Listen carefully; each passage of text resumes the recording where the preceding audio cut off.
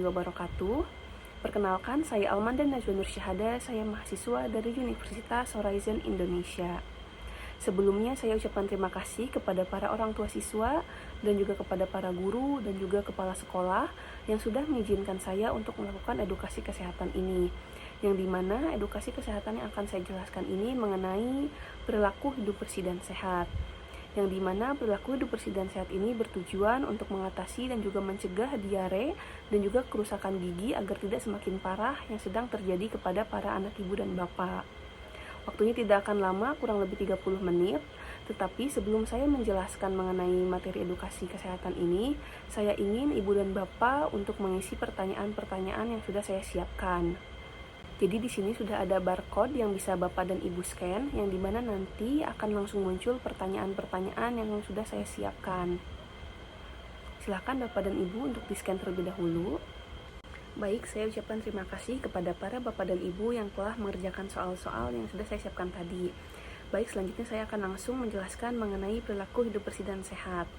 Jadi, perilaku hidup bersih dan sehat ini merupakan bentuk perwujudan hidup sehat dalam budaya perorangan, keluarga, maupun masyarakat, yang dimana hal ini itu bertujuan untuk meningkatkan, memelihara kesehatan baik secara fisik, spiritual, maupun sosial. Selanjutnya di sini ada beberapa manfaat perilaku hidup bersih dan sehat.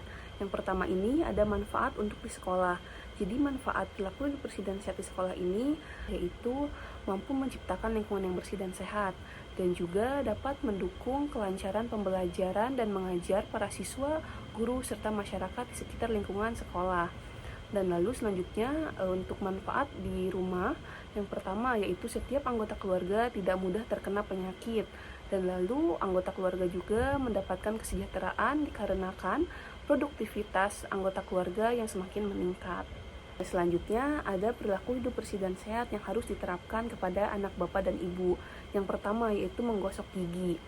Jadi menggosok gigi ini minimal 2 kali dalam sehari, tetapi lebih baik lagi jika memang anak bapak dan ibu telah memakan makanan yang manis ataupun minum-minuman yang manis, sebaiknya setelahnya langsung menggosok gigi. Dan lalu menggosok gigi ini juga memiliki beberapa manfaat. Yang pertama, menjaga kebersihan gigi dan mulut. Lalu yang kedua, mencegah kerusakan gigi dan gusi anak bapak dan ibu. Dan yang ketiga yaitu mencegah bau mulut. Lalu perilaku hidup bersih dan sehat yang harus diterapkan selanjutnya yaitu memotong kuku. Jadi memotong kuku itu minimal 1 kali dalam seminggu. Dan juga memotong kuku ini memiliki manfaat yang dimana dapat mencegah penyakit yang dapat ditularkan melalui sisa-sisa kotoran yang masih ada di bawah-bawah kuku tangan anak-anak ibu dan bapak. Lalu perilaku hidup bersih dan sehat yang selanjutnya yang harus diterapkan yaitu memakan makanan yang bergizi seimbang. Jadi makan makanan bergizi seimbang ini yang harus mengandung karbohidrat, protein, dan juga lemak. Jadi makan makanan yang mengandung karbohidrat ini seperti nasi. Nah, pasti bapak dan ibu ini sudah setiap hari ya memberikan anak-anaknya makan makanan nasi. Lalu juga bisa dari kentang, bisa juga dari roti. Nah, lalu untuk yang mengandung protein ini bisa dari telur, bisa dari tahu tempe, bisa juga dari susu. Nah, untuk makan makanan yang lemak, tetapi lemaknya ini harus lemak baik. Contohnya ini seperti ada di keju, bisa juga ada dari kacang-kacangan, dan juga bisa dari buah alpukat. Nah, lalu selanjutnya itu cuci tangan pakai sabun. Jadi cuci tangan yang benar itu harus menggunakan sabun, karena takutkannya jika tidak menggunakan sabun ini masih ada sisa-sisa kotoran yang masih menempel di tangan anak bapak dan ibu. Lalu cuci tangan pakai sabun ini bisa dilakukan sebelum makan, setelah makan, lalu juga setelah buang air kecil dan buang air besar, lalu juga setelah bermain, dan juga setelah memegang benda maupun barang-barang yang dirasa memang kotor, dan juga setelah memegang hewan peliharaan. Jadi cuci tangan pakai sabun yang baik dan benar itu ada 5 langkah. Dan bapak dan ibu bisa menerapkannya kepada anak-anak saat nanti di rumah, dan juga para guru dan juga kepala sekolah bisa menerapkannya kepada siswa-siswa yang ada di lingkungan sekolah. Jadi cara yang pertama itu bisa basahi tangan menggunakan air yang mengalir dan juga bersih. Lalu cara yang kedua, ambil sabun, lalu gosokkan telapak tangan, punggung tangan, dan juga sela-sela jarinya. Lalu cara yang selanjutnya itu bisa dibersihkan kuku-kuku menggunakan teknik yang mengunci seperti ini.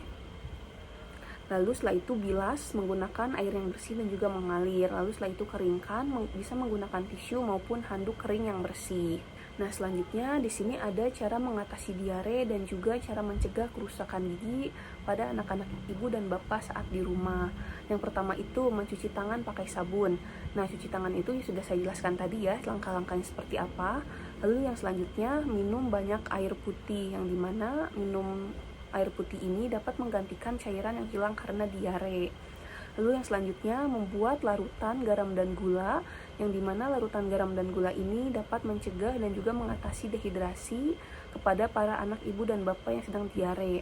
Lalu yang selanjutnya bisa mengkonsumsi madu murni, yang dimana madu murni ini bisa menurunkan durasi ataupun frekuensi tingkat diare kepada para anak ibu dan bapak. Lalu yang selanjutnya menggosok gigi minimal 2 kali dalam sehari, yang dimana pasta gigi yang digunakan ini harus yang mengandung fluoride. Jadi ibu dan bapak saat nanti akan membeli pasta gigi bisa dicek terlebih dahulu kandungan yang ada di belakang pasta giginya, dan kandungannya ini harus yang mengandung fluoride, yang dimana kandungan fluoride ini dapat mencegah kerusakan pada gigi dan gusi anak bapak dan ibu, dan juga agar mencegah gigi anak ibu dan bapak ini tidak berlubang.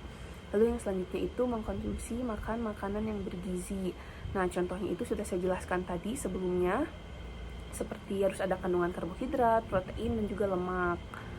Nah, yang dimana makanan yang bergizi ini dapat mencegah dan juga dapat mengatasi diare dan juga mencegah kerusakan gigi agar tidak semakin parah. Nah, yang selanjutnya ini pastikan anak bapak dan ibu ini mendapatkan istirahat yang cukup agar saluran pencernaan pada anak bapak dan ibu yang sedang diare ini bisa cepat pulih.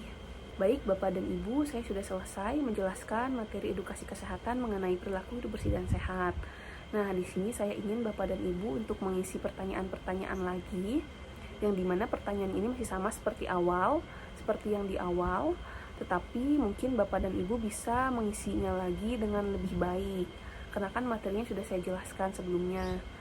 Jadi di sini Bapak dan Ibu bisa scan lagi barcode yang telah saya siapkan. Nanti pertanyaannya akan langsung muncul seperti tadi, seperti di awal.